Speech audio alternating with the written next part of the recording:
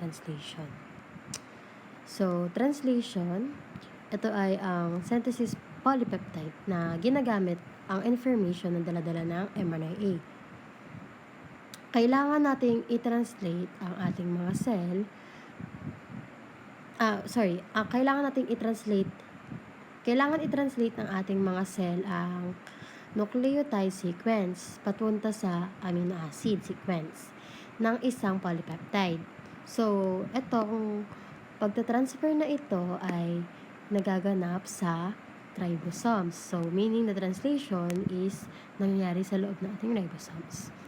So, transfer RNA, ito ay ang uri ng RNA na magagamit upang matranslate sa specific amino acid sequence gamit ang mRNA. So, ginagamit ang transfer RNA or tRNA upang i-translate ang genetic information ng mRNA papunta sa isang specific amino acid sequence. So, ito transfer ng ating tRNA ang mga specific na codon ng mRNA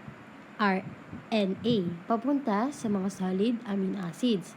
Ang mga codon ay mga specific na nucleotide sequence na tugma sa mga amino acids. Tumutugma dapat siya sa isang amino acids. So, yung mga codon ay ang mga specific nucleotide sequence na dapat tumutugma sa solid amino acids. Next is ang tRNA. tRNA ay binubuo ng 80 nucleotides. So, ang ating tRNA daw ay binubuo ng 80 nucleotides kung saan may tendency itong mag-fold. Yan, may tendency mag-fold bakit siya mag-fold? Dahil sa complementary base pairing.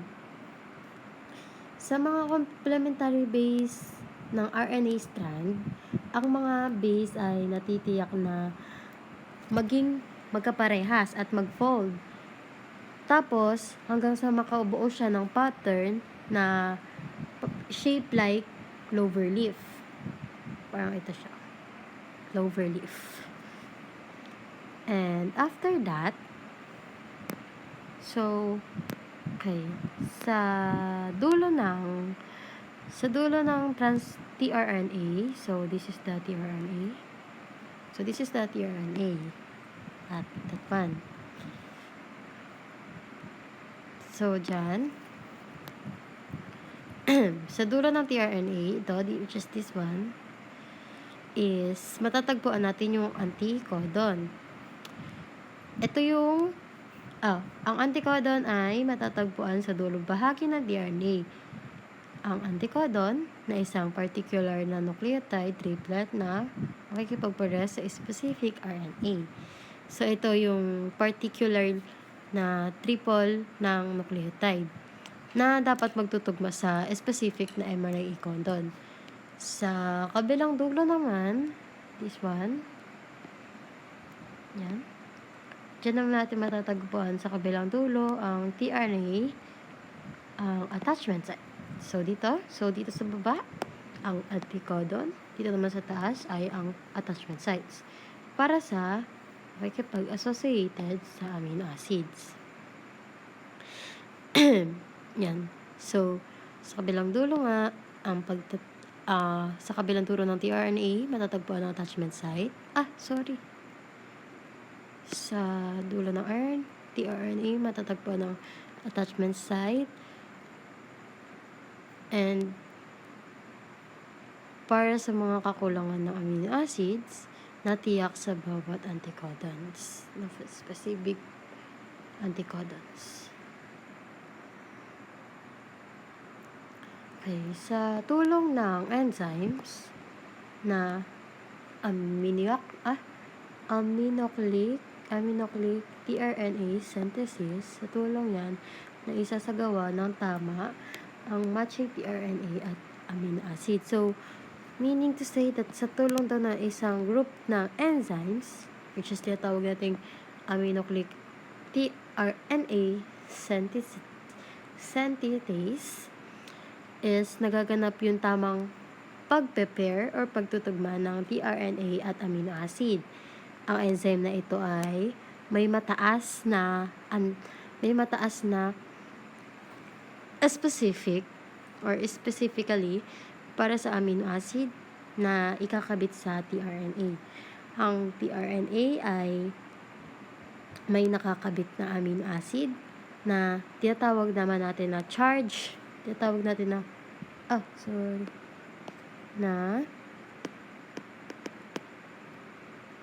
charge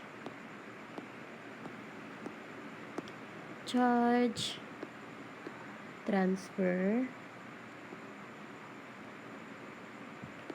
RNA. Ngayon, na alam naman natin yung katangian ng transfer RNA or tRNA, is aalamin naman natin yung tungkol sa ribosome. So, ribosome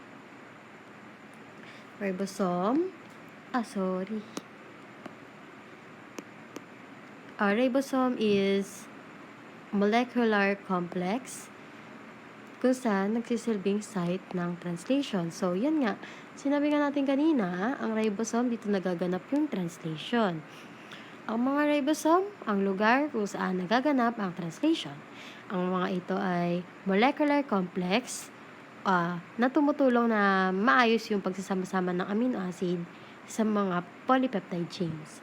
So, yan. Dito nagaganap ang orderly na pag-uugnay ng amino acid.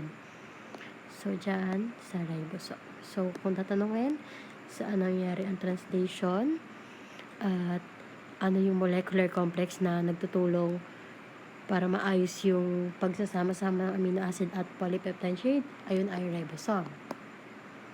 Now, we are going to proceed to the next one.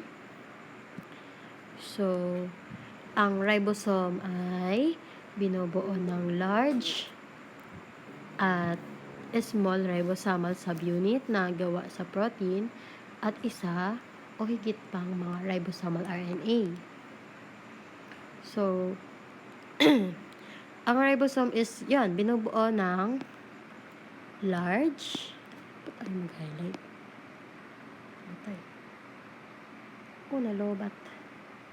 Sorry, nalobat yung pencil. So, yan. Ang ribosomal ay binubuo ng large at small ribosomal subunits na gawa sa protein at isa o higit pang mga ribosomal RNA at DNA. So, pinagsasama-sama ang mga protein at ribosomal RNA. So, kaya nabubuo ang ribosome.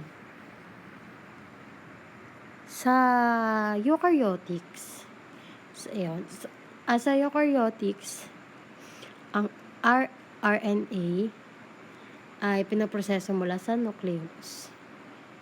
So, sa mga eukaryotics daw, ang rRNA ay pinaprocess sa nucleolus sa loob ng ating nucleus. Yan. So, this is the nucleus. Yan, inside the nucleus. Diyan pinaprocess kapag sa mga eukaryotics. So, bukod dito,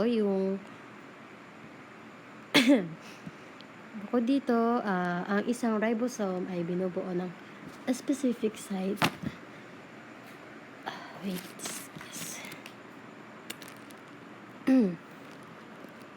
Charge.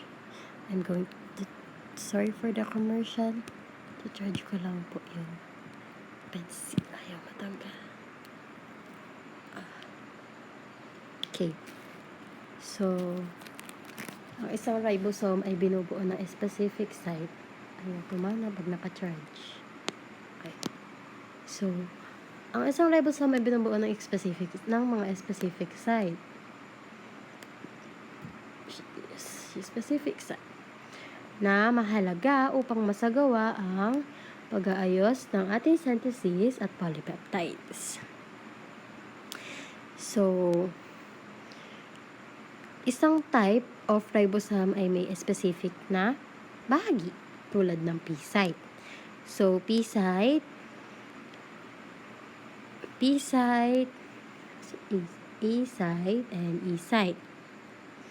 So, ang P site is, ito yung peptide sites na hawak ng tRNA.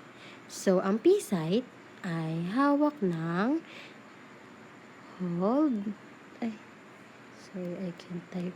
I can't write properly because yung pencil ko ay nalobat. I'm sorry. So, yung P site is hawak ng hold the tRNA. tRNA.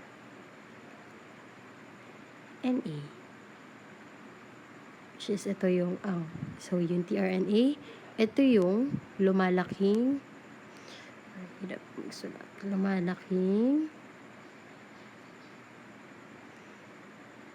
So, yung lumalaking polypeptide chain. So, yan. Just sa polypeptide chain. Sa P site. So, sa P site, siya yung naghahawak sa ating tRNA. And sa tRNA, ito yung lumalaking polypeptide chain. May kasama po yung chain. So, next is the A site. Sa A site naman, amyonicyl tRNA binding site. So, sa A site is or also called amyonicyl binding sites is hawak naman niya yung tRNA ng mga amino acids. So, sa A site, ang hawak niya ay tRNA.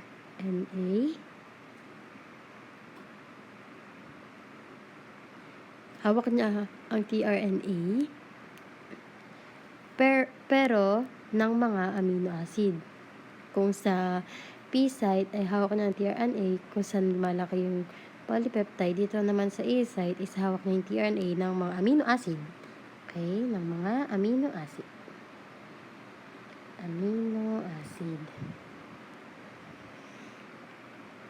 Na idinadagdag sa chain. Etong P site, ang hawak niyang tRNA ay yung lumalaking polypeptide chain. While itong A site is ang hawak niya tRNA ay tRNA ng amino acid na dinadagdag sa mga chains. So, yan. Nag-add sa chains ang A sites. So, yan. Okay, next. Nabura na yung highlights. Okay, next is E site. So, sa E site or exit site. So, dito naman ilalabas ang transfer RNA. Natapos nang gawin. So, yan. So, ito yun. Ito yung mga nakapaloob sa ito yung mga site na nakaloob sa RNA translation. So, yung E site, pag E site, exit na siya. Exit site, dyan na ilalabas yung tRNA pagtapos ng gamitin lahat. So, now I'm going to discuss the